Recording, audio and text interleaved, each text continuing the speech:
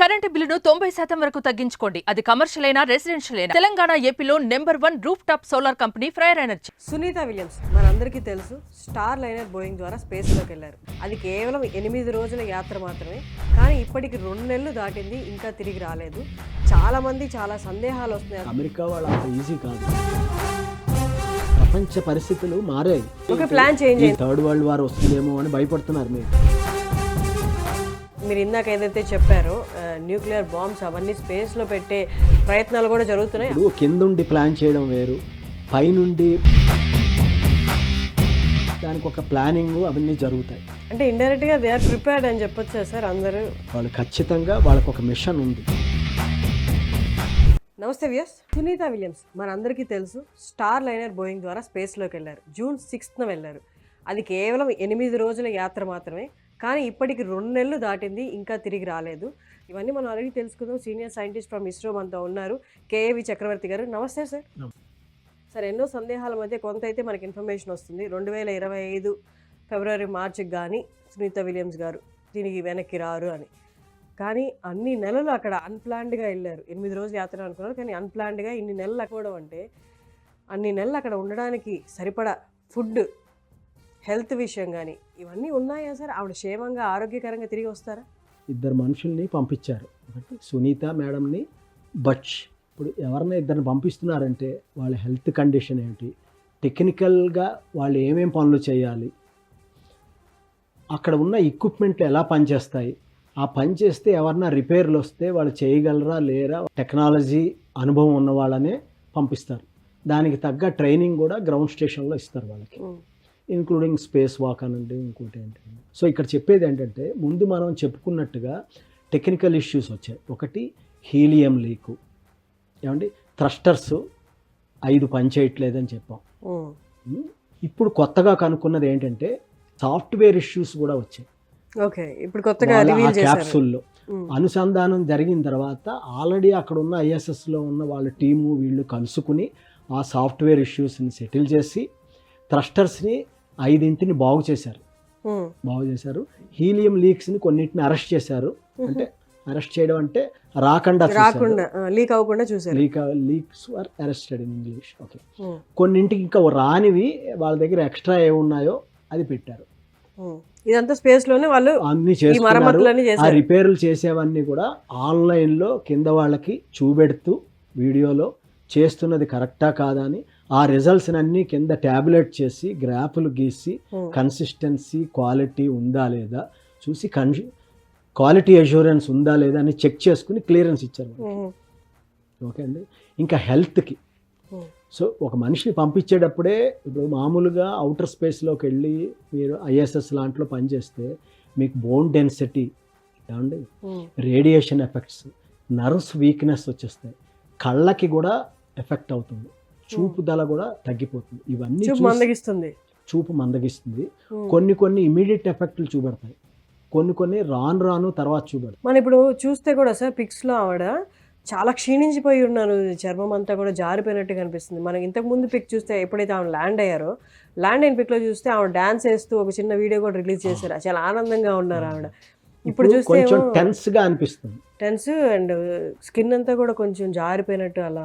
వాళ్ళ హస్బెండ్ని ఇంటర్వ్యూ చేశారు, సైకాలజీ ఎలా ఉంటుందా అని. సునీత వాళ్ళ హస్బెండ్ మైకేల్ అనుకుంటాను, న్యూయార్క్లో ఒక ఇంటర్వ్యూలో స్పేస్లో ఉండడం అంటే ఇష్టం, she likes to be there. ఆవిడకి అంత చిన్నప్పటి నుంచి కూడా దాని మీద, అందుకే ఒక చదువు నుంచి ఇంకో చదువు చదివి మళ్ళీ మేనేజ్మెంట్లో ట్రైనింగ్ అయ్యి పైలట్ ట్రైనింగ్ అయ్యి అంత పొజిషన్కి ఎదిగి 2వ 3వ వెళ్ళారు ఆవిడ. మొదటి ట్రిప్ ఏం కాదు, ముందు కూడా వెళ్ళారు. వాళ్ళు ఆయన ఒక స్టేట్మెంట్ ఇచ్చారు, మేము రోజు టీవీలో మాట్లాడుకుంటున్నాం వీడియోలో, ఆవిడ రోజు పైనుంచి భూమి మీద మనం ఎలా కనిపిస్తున్నాం, లైట్ జిగేలు అనేవి అన్ని మేము చాలా ఆనందించాము. ఆవిడ పంపించేది, ఆవిడ అక్కడే ఉండిపోయారా అంటే ఇండైరెక్ట్గా దే ఆర్ ప్రిపేర్డ్ అని చెప్పొచ్చా సార్ అందరూ? అంటే అలా ఉండదండి, అమెరికా వాళ్ళు అంత ఈజీ కాదు. ఎందుకంటే ఆల్రెడీ రష్యా వాళ్ళది ఇంకొకటి, అలాగే స్టార్ లైనర్ వాడు కూడాను ఇంకొకటి ఉంది వెహికల్ వాళ్ళ దగ్గర, అది కూడా పంపించాలంటే పంపించవచ్చు, వాళ్ళ దగ్గర రెడీగా ఉంది. ఈ డిలే చేయడంలో ఉద్దేశం నేను అనుకోవడం, కొత్తగా ఇంకోటి తయారు చేసి పంపించడానికి రెడీ అవుతుంది, ఉన్నదాన్ని అన్ని రెక్టిఫై చేసి ఇప్పుడున్న ప్రాబ్లమ్స్ రాకుండా చూసుకోవడానికి. కానీ సరే 2 నెలలు అయిపోయింది కదా, అప్పుడు కన్నా ఇప్పుడు అనాలిసిస్ వచ్చింది, మీకు చెప్పా కదా సాఫ్ట్వేర్ కూడా అని. సాఫ్ట్వేర్ వచ్చింది. కింద గ్రౌండ్ స్టేషన్లో వెళ్ళేటప్పుడు ఏమైందంటే రేపు లాంచ్ చేద్దాం అనుకుని 2 రోజులు 3 రోజులు డిలే అయింది. వెళ్ళినప్పుడు జనరల్లీ ఈ వెహికల్ని లాంచ్ వెహికల్ని ఒక కవర్తో కప్పేస్తారు. కవర్తో కప్పినా మీకు ఫ్లోరిడా లాంటి దాంట్లో టెంపరేచర్స్ డే టైం కూడా 28, 30, 32 డిగ్రీ సెంటిగ్రేడ్ వస్తుంది. ప్లస్ మాయిశ్చర్ ఉంటుంది, సీ కోస్ట్ అది.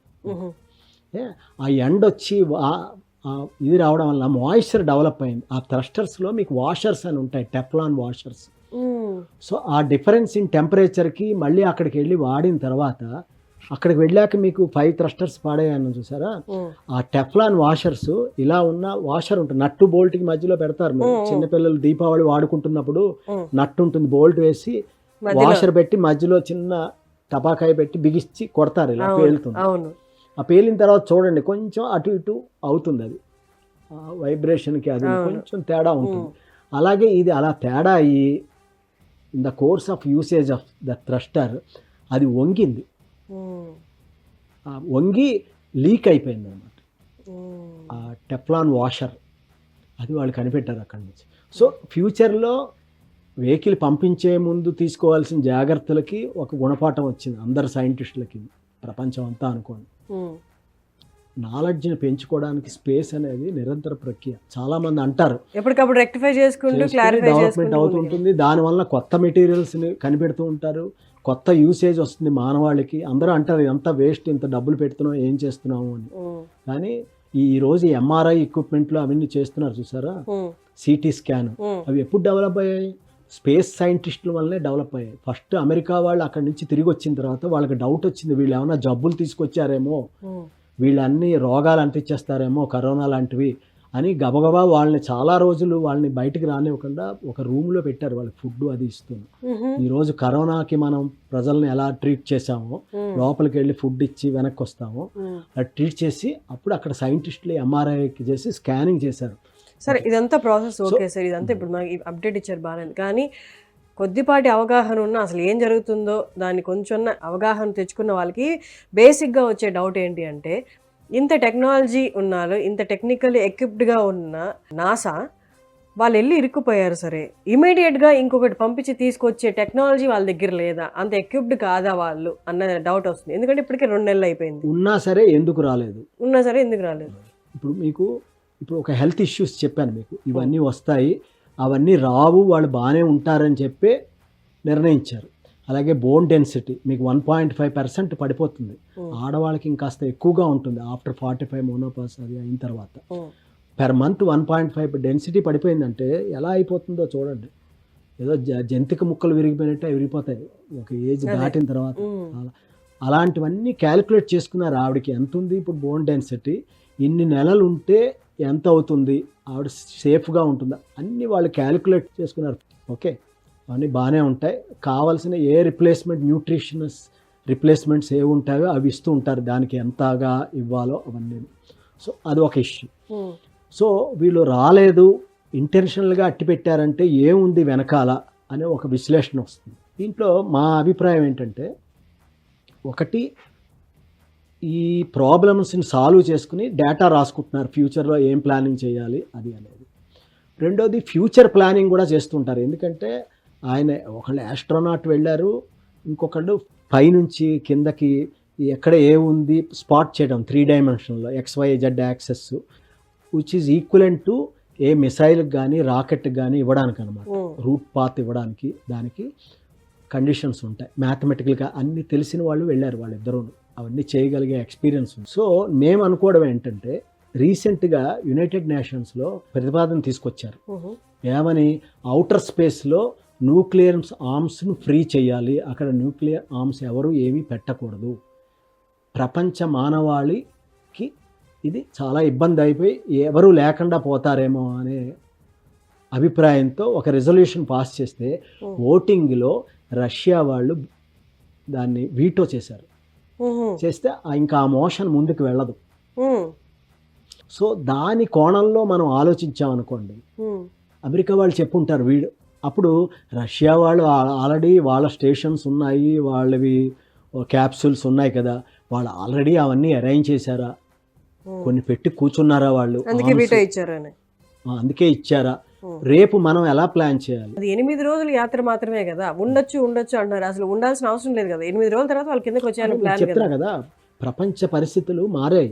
సో ఎలాగో వీళ్ళు వెళ్ళారు కదా, కొన్ని అన్ని నోటిఫై. ఇప్పుడు ప్రపంచంలో మీకు అక్కడ చూడండి, ప్లాన్ చేంజ్ ఇజ్రాయెల్ ఇవన్నీ వార్లు, అందరూ అంటున్నారు రేపు థర్డ్ వరల్డ్ వార్ వస్తుందేమో అని భయపడుతున్నారు. మీరు చూసే ఉంటారు కొన్ని న్యూస్లు అవన్నీ. వస్తుందా రాదా, ఎవరో తగ్గారు పాపం, ఇరాన్ వాళ్ళు వెనక్కి తగ్గారు, కొంచెం ఆగింది. ఇటు రష్యా కూడా వాళ్ళ షిప్పులన్నీ పెట్టారు. సో ఇలాంటి స్టేషన్స్లో అంటే నేను ఇవన్నీ స్టడీ చేయడానికి, రేపు అమెరికా వాళ్ళు న్యూక్లియర్ ఆర్మ్స్ అంటే ఒక చిన్న మిసైల్ పెట్టి, ఇప్పుడు చూడండి, ఇప్పుడు I'm coming to the main point, ఇది వెరీ ఇంపార్టెంట్. ఇప్పుడు క్యాప్సూల్లో ఇద్దరు వెళ్ళారు మనుషులు. 65 రోజులకి ప్లానింగ్ చేసే ఫుడ్, ఇంకా మెటీరియల్స్, రిపేర్, మెయింటెనెన్స్, ఇంజనీరింగ్ విభాగాలు, పనిముట్లు, రకరకాలన్నీ పెట్టారు. అవన్నీ కాకుండా ఒక క్యాప్సూల్ ఇలా ఉందనుకోండి, ఒక 360 డిగ్రీస్ పాయింట్ నుంచి, అంటే 4 9 36 360 డిగ్రీలు 90 డిగ్రీలు 4 మిసైల్స్ ఇక్కడ పెట్టచ్చు. సెంటర్లో ఒక మిసైల్ పెట్టచ్చు. ఈ ఇమాజిన్ 400 to 410 కిలోమీటర్స్ ఉంటుంది. ఇది ఒక ఆర్టిఫిషియల్లీ మేడ్ శాటిలైట్ లాంటిదే ఈ క్యాప్సూల్ కూడా. దాన్ని మన ఇన్స్ట్రక్షన్స్ ఇస్తే it is coming back to the earth, right? తెలిసిందే విషయం. సో ఈ మనుషులు లేకుండా ఉంటే వాళ్ళ వెయిట్ బదులు, ఓకే, దాని బదులు 100 కేజీలు 200 కేజీలు అక్కడే అయింది. 4 మనుషులు వెళ్ళగలిగే కెపాసిటీ ఉంటే 400 కేజీలు. So 80 kgs 70 kgs 90 kgs atomic బాంబులు పెట్టి మిసైల్స్ పెట్టారనుకోండి, దానికి సాఫ్ట్వేర్ లోడ్ చేసి రీఎంట్రీ అవుతున్నప్పుడు ఎక్కడెక్కడ భూమి, ఏ శత్రు దేశానికైనా ఉన్న మిలిటరీ ఇన్స్టాలేషన్స్ అవనండి, ఎయిర్ బేసెస్ ఉంటాయి, రాడార్ వ్యవస్థ ఉంటాయి, ఇవన్నీ తర్వాత ఆర్మీ ఎమ్యునిషన్ గోడౌన్స్ ఉంటాయి, ఇవన్నీ ఇంపార్టెంట్ యుద్ధానికి. So I request young scientists can know these details, including my ISRO scientists and DRDL friends. They can also plan. ఆ capsules cup and cone mechanism తోటి ఇలా వస్తున్నప్పుడు రాకెట్ పైకి ఉంటుంది, ఇది కిందకి వెళ్తుంది.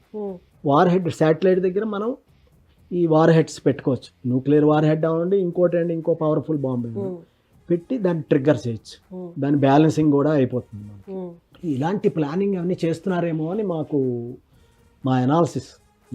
సో సునీత విలియమ్స్ గారు ఇక ఇంకా కొన్ని నెలలు అక్కడ ఉండిపోతారు అంటారు కాబట్టి, ఈ లోపు వీటన్నిటి మీద అవగాహన పెంచుకునే ప్రయత్నం చేస్తున్నారా, అక్కడ వీటన్నిటి మీద రీసెర్చ్ చేస్తున్నారా అని చెప్పొచ్చా? ఎస్, రీసెర్చ్ చేస్తున్నారు.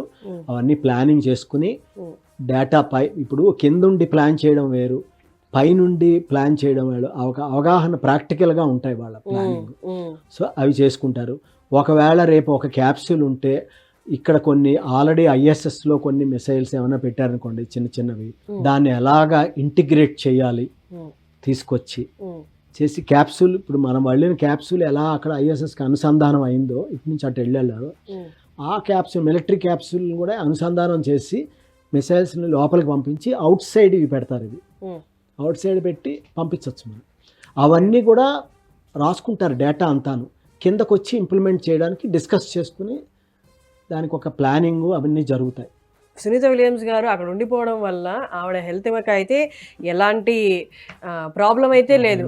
ఆవిడని హెల్త్ పరంగా అయితే మొత్తం అవగాహన కింద నుంచి చూస్తున్నారు. ఆవిడకి కావాల్సిన హెల్త్ అంతా సదుపాయాలన్నీ అందిస్తున్నారు.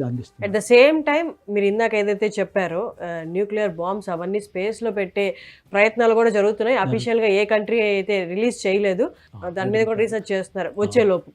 దానివల్ల నా రిక్వెస్ట్ ఏంటంటే మన గవర్నమెంట్కి, మన సైంటిస్టులకి, DRDL మనం కూడా ఇప్పుడే అడ్వాన్స్ ప్లానింగ్ చేసుకోవాలి ఈ క్యాప్సూల్స్కి. కానీ మీరు ఇందాక చెప్పారు UNO వాళ్ళు ఇలా స్పేస్లో న్యూక్లియర్ వెపన్స్ అనేవి పెట్టకూడదు అని చెప్పి రిజల్యూషన్ పెట్టారు. ఒక 90-120 కంట్రీలను పెడితే రష్యా వాళ్ళు ఒప్పుకోలేదు. మీరు అన్నారండి, మీకు 100 కార్లు ఉన్నాయి మీ దగ్గర, మీరు మినిస్ట్రీలో ఉన్నారనుకోండి, ట్రాన్స్పోర్ట్ మినిస్టరు మిగతా వాళ్ళందరికీ, అంటే out of the 1000 cars in a town మీవే 200-300 ఉన్నాయి. సడన్గా ఉన్న 100 రూపాయల RTO ట్యాక్స్ 500 చేస్తానంటే you are the first fellow to get affected. Other fellows will get instead of 50 rupees 100 rupees pay చేస్తారు. మీరు 100 కార్లు ఇంటూ 50 అంటే 5000 మీకు లాస్. అలా ఒక ఎగ్జాంపుల్ చెప్తున్నాను. రష్యా వాళ్ళు ఒప్పుకోలేదు దాన్ని. అమెరికాని పక్కన పెట్టండి, నాకే డౌట్ వచ్చింది. అంటే ఈజ్ డూయింగ్ సంథింగ్. సరే, కానీ సార్ బోయింగ్ విషయానికి వస్తే బోయింగ్ అనేది ఎక్కడ అంతకుముందు మీరు అన్నట్టు ఫెయిల్యూర్స్ కనిపించాయి, క్రాష్లు కూడా కనిపించాయి. ఇదంతా జరుగుతున్నప్పుడు ఈ స్పేస్ క్రాఫ్ట్లు, అందులో మన భారత సంతతి సునీత విలియమ్స్ ఉన్న స్పేస్ క్రాఫ్ట్ ఏదైతే ఉందో అందులో కూడా ప్రాబ్లమ్స్ రావడం, అది బోయింగే అయి ఉండడం, అంటే ఈ కంపెనీల వైజ్ ఇది సీజ్ చేసేయాలి అన్న టాకులు కూడా వస్తున్నాయి కదా సార్, ఎందుకంటే ఫెయిల్యూర్స్ రేట్ ఎక్కువ ఉంది కాబట్టి. బట్ ఏమవుతుంది నెక్స్ట్ బోయింగ్ పరిస్థితి ఏంటి? బాగా అడిగారు. ఇప్పుడు ఇది ఒక పెద్ద సమస్యగా ఉంది అమెరికాలోనే. బోయింగ్ సంస్థ వచ్చిన తర్వాత 1919లో మెక్డానల్డ్స్ డౌలస్ DOUGHLAS అంటారు, డౌగ్లాస్ అనే కంపెనీ ఎంటర్ప్రీనర్స్ పెట్టారు. వాళ్ళందరూ MBA గ్రాడ్యుయేట్స్, బీకామ్ వాళ్ళు, MBA లా వాళ్ళు కలిపి పెట్టి ఇంజనీర్స్ని అపాయింట్ పెట్టి ఇంజనీరింగ్ ఫ్యాబ్రికేషను, చిన్న చిన్న ఫ్లైట్లు తయారు చేయడం, పార్ట్స్ తయారు చేయడం, అసెంబుల్ చేయడం, 25 సీటర్ ఎయిర్ క్రాఫ్ట్లు, 16 ఎయిర్ క్రాఫ్ట్లు, 125 ఎయిర్ క్రాఫ్ట్ సీటర్స్ ఉంటాయి చూసారా. ఇప్పుడు బోయింగ్ కూడా ఉన్నాయి చిన్న ఎయిర్ క్రాఫ్ట్స్, సైడ్ రెక్కలు ఉంటాయి, తిరుగుతూ ఉంటాయి, అలాంటివన్నీ వాళ్ళు తయారు చేసేవాళ్ళు. టెక్నిక్స్, ఆ నాలెడ్జ్, ఆ ఎంటర్ప్రీనర్స్ ఉపయోగించి మెల్లిగా బోయింగ్ సంస్థలో దీన్ని కలిపేశారు. ఇంకో ఎయిర్ క్రాఫ్ట్ సంస్థను తీసుకెళ్ళి బోయింగ్లో కలిపేశారు. దాన్ని హస్తగతం చేసుకున్నారు. మన సినిమాల్లో చూపెడతారు చూసారా, ఒకళ్ళు వెళ్ళి ఇంకో కంపెనీలన్నీ కొనేయడం, అలా ప్రైసెస్ వాళ్ళ దాంతో దాని ప్రాఫిట్స్ అన్నీ పెంచుకుంటూ వెళ్ళిపోయారు. మంచి ప్రాఫిట్స్లోకి వెళ్ళారు. మ్యాక్స్ అనే ఒక ఫ్లైట్లు 2018లో ఒకటి పడిపోయింది, 2019లో నెక్స్ట్ ఇయర్ కూడా పడిపోయింది. తర్వాత ఆపేశారు. తర్వాత ఎయిర్ క్రాఫ్ట్లో ప్రాబ్లం వచ్చి రన్వేలో కొన్ని దింపేశారు. ఎవ్రీ 3 months 6 months జరుగుతూనే ఉన్నాయి మీకు ఏదో ఒకటి. People last confidence actually. అమెరికాలో కూడా భయపడ్డారు జనాలు ఎక్కాలంటే విమానాలు. సో వీళ్ళు ఏం చేశారంటే కాస్ట్ కటింగ్ మెజర్స్ తోటి క్వాలిటీని సబ్స్టాండర్డ్ అయిపోయింది. దానివలన విమానాలు పడిపోయాయి. ఓకే.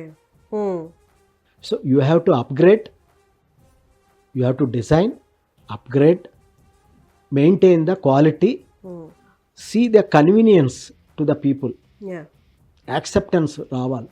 ఇవి లేకున్నా ఇన్ బోయింగ్. మీకు ఇంకొక న్యూస్ అప్డేట్ ఇస్తాను. మొన్న వాళ్ళ CEOని మార్చేశారు, బోయింగ్ CEOని. సార్ కానీ బ్యాక్ టు సునీత విలియమ్స్ గారు, ఆవిడ ఇప్పటికే 2 సార్లు వెళ్ళారు. 2006లో ఒకసారి, 2012లో ఒకసారి. ఆవిడ almost 50 hours of space walk కూడా చేశారు. ఎన్నో వందల కిలోమీటర్లు కూడా కవర్ చేశారు. ఆవిడ అదే ఉత్సాహంతో ఇప్పుడు కూడా వెళ్ళారు. కానీ ఆవిడకి ఆల్రెడీ 2 times ఆఫ్ ఎక్స్పీరియన్స్ ఉంది కదా సార్. ఆవిడ అంటే స్వతహాగా మన ఫోటోలు అవన్నీ చూస్తుంటే కొంచెం ధైర్యం సన్నగిలినట్టే కనిపిస్తుంది. మీకు అర్థమైంది కదా. నాసా వాళ్ళ, అమెరికన్ గవర్నమెంట్ వాళ్ళ ప్లాన్ ఏమిటయ్యా అంటే, వాళ్ళు ఖచ్చితంగా వాళ్ళకు ఒక మిషన్ ఉంది. ఆ మిషన్ని వాళ్ళు అకాంప్లిష్ చేసి డేటాతో వాళ్ళు రావాలి.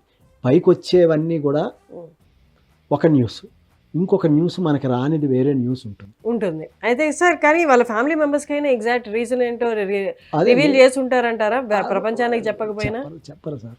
ఎలా చెప్తారు? వీడియో అదంతా అక్కడ వేరే చోట వింటూ ఉంటారు వాళ్ళు.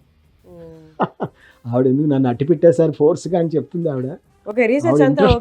కానీ ఒకటండి, ఆవిడ చాలా ఇంట్రెస్ట్తోనే వెళ్ళారు వాళ్ళందరూ. స్పేస్ అంటే ఏదో చెయ్యాలి అనే తపన వాళ్ళలో ఉంది. తపన అంతా okay sir, but after life కదా, ఆవిడ రోజు రోజుకి క్షీణించిపోతున్నట్టయితే మనకు కనిపిస్తున్నారు. ఆరోగ్య జాగ్రత్తలు అవన్నీ తీసుకుంటూ ఉన్న ఎర్త్ మీద ఉండడం, ఒకటి గ్రావిటేషన్ లేని చోట ఉండడం అనేది డిఫరెంట్ కదా. ఆ గ్రావిటీ లేకుండా ఉండడంలోనే ఈ హెల్త్ ఇష్యూస్ బోల్డ్ అని వస్తాయి. Precautions they have made before going there to keep with the body. And స్పేస్కి వెళ్ళొచ్చిన వాళ్ళు, అది 5 రోజుల యాత్ర, 10 రోజుల యాత్ర, లేకపోతే 3 నెలల యాత్ర, 6 నెలల యాత్ర, వాళ్ళ ఆరోగ్యంలో భూమి మీదకి వచ్చాక చాలా మార్పులు వస్తాయి, చాలా క్షీణించిపోతారు. ఖచ్చితంగా మార్పులు అయితే ఉంటాయి. ఖచ్చితంగా కొద్దో గొప్ప ఆరోగ్యం క్షీణించడం అయితే జరుగుతుంది అన్నది ఇప్పుడు దాకా ఉన్న న్యూస్ సార్. ఈవిడ ఎన్ని నెలలు ఉన్నారు కదా అక్కడ, ఆవిడ అంటే దీర్ఘకాలికంగా ఏమైనా ఆరోగ్య సమస్యలు ఎదుర్కొనే పరిస్థితులు ఉంటాయంటారా? జనరల్లీ ముందు వెళ్ళిన వాళ్ళైనా సరే, యాత్ర చేసి వచ్చిన వాళ్ళందరూ కూడా అక్కడికి వాళ్ళు రాగానే they cannot come out and just walk. They have to take rest.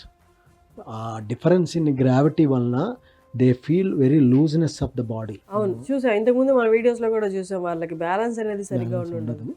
So అది సార్, ఇప్పుడు మీరు చెప్తున్న దాని ప్రకారం సునీత విలియమ్స్ గారు 2025 మార్చ్, ఫెబ్ ఆ టైంలోనే వస్తారు కాబట్టి కానీ మనకు ఆందోళన చెందాల్సిన విషయం అయితే ఏం లేదు. ఆవిడ ఆరోగ్యపరంగా జాగ్రత్తలు అయితే భూమి మీద నుండి తీసుకోవడం అయితే జరుగుతుంది.